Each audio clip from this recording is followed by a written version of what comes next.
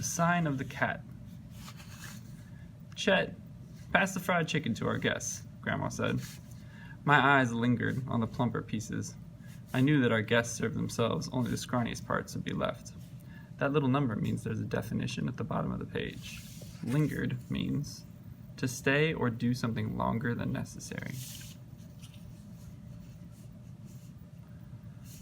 I knew that after our guests served themselves, only the scrawniest pieces would be left, parts would be left.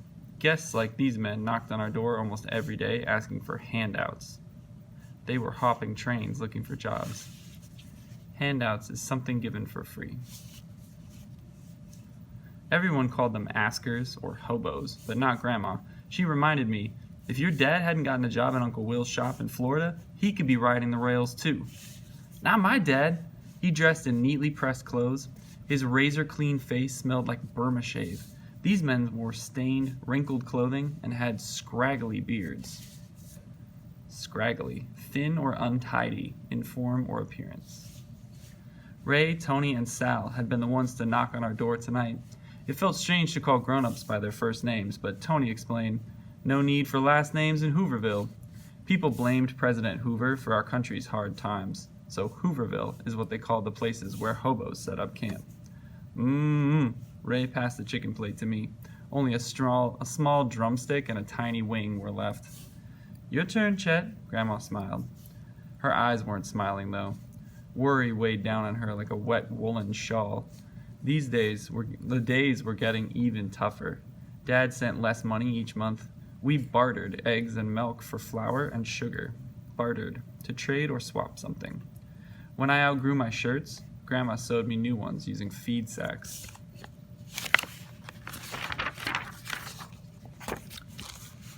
Staring at the food, I thought of one way I could try to cheer her up. I put the drumstick onto Grandma's plate and put the tiny wing on mine. I filled up on apples I picked today, I said, hoping she couldn't hear my stomach growl. She smiled again, and this time so did her eyes. Over a dessert of apple pie, Grandma invited the men to bunk on our porch. Pie stuck in my throat. Now we'd have to share breakfast, too. I'd be lucky to get a spoonful of egg or half a biscuit. Grandma patted my shoulder. Fetch some covers for them, Chet. I snatched quilts from the chest and marched to the porch. Tony and Ray were playing cards with a tattered deck. Sal was whittling to carve wood into an object. Ever whittled, son? He asked. No, sir, I ain't. You haven't? You haven't, Ray corrected me. Seeing my surprise, he winked. I may not look like it, but I used to be a college professor. Sal smiled. Watch and learn. He shaved bits and pieces from the chunk of wood until a cat formed. He handed it to me. Your gatepost is marked with the sign of a cat. It means the kind lady of the house won't turn you away. That's why so many askers knocked on our door. An idea flashed in my head.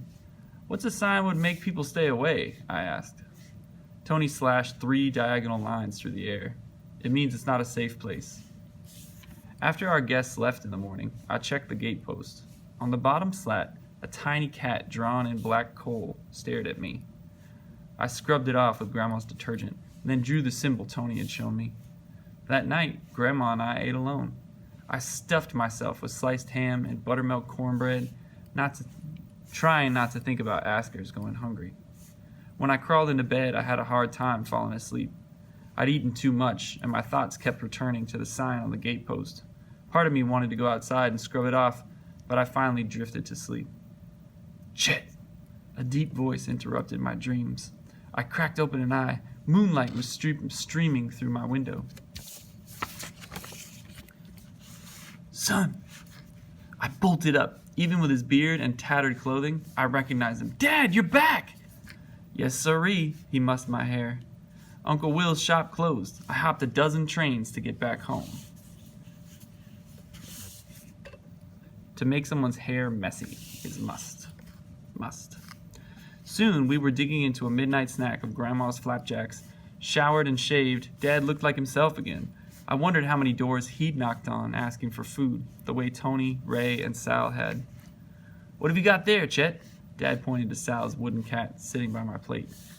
A guest whittled it for me, I said, picking it up. I explained about the sign of the cat, feeling guilt wash over me again. Dad nodded, looked at me closely. I kept an eye out for those signs too. He had seen the symbol on our gate. Had he seen the symbol on our gatepost? When the sun came up, I grabbed the detergent and did what I'd already known I had to do. Soon, the sign of the cat again announced the kind lady's welcome, and this time, mine too.